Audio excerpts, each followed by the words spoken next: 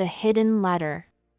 In a quiet town by the countryside, there lived an elderly man named Thomas.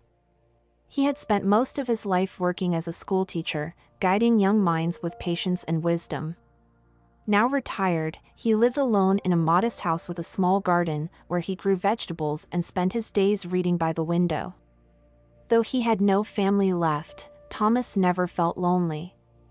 His former students often visited, bringing him fresh bread or flowers, sitting with him to share stories of their lives. He cherished their visits, feeling a deep sense of purpose in seeing them grow. One afternoon, as he was cleaning out an old wooden chest in his attic, he stumbled upon a faded envelope tucked between some books.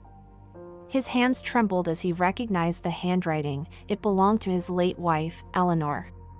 It was dated nearly 30 years ago, a letter he had never seen before. With a deep breath, Thomas opened the letter. "My dearest Thomas, if you ever find this letter, know that I have loved you in ways words can never express.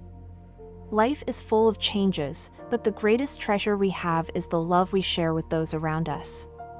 No matter what happens, always remember that true happiness is found in the little moments, the laughter of a child, the warmth of a sunrise, the kindness of a neighbor.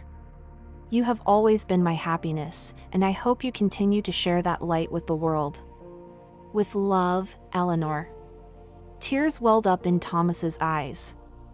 He had spent years missing Eleanor, wishing he could have just one more day with her. But as he read her words, he realized something: he had been living the very life she described. His joy didn't come from wealth or luxury but from the simple moments, the laughter of the children he had taught, the warmth of the sun on his garden, the kindness of those around him. He folded the letter carefully and placed it in a small frame by his bedside. From that day on, whenever he felt lonely or discouraged, he read Eleanor's words and reminded himself to be grateful. That evening, as Thomas sat on his porch, watching the sky turn golden, he felt a deep sense of peace. He had no riches, no grand house, but he had love, both the love he had given and the love he had received. And in that, he knew he was truly wealthy. Moral of the story: true happiness is not found in wealth or possessions, but in the love, memories, and simple moments we cherish every day. Vocabulary from the story: trembled, shook slightly due to emotion or fear. Example: his hands trembled as he opened the letter. Faded, lost brightness or clarity over time. Example: the old letter had faded with age.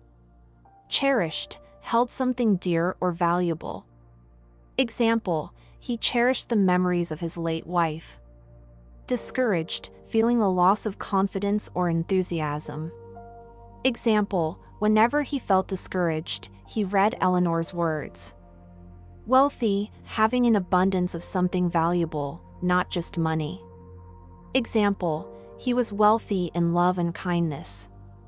Modest, simple and not overly grand or luxurious. Example: he lived in a modest house with a small garden. Framed, enclosed something in a border, often to preserve it. Example: he framed the letter and placed it by his bedside. Treasured, valued something greatly. Example: he treasured the little moments of joy in his life.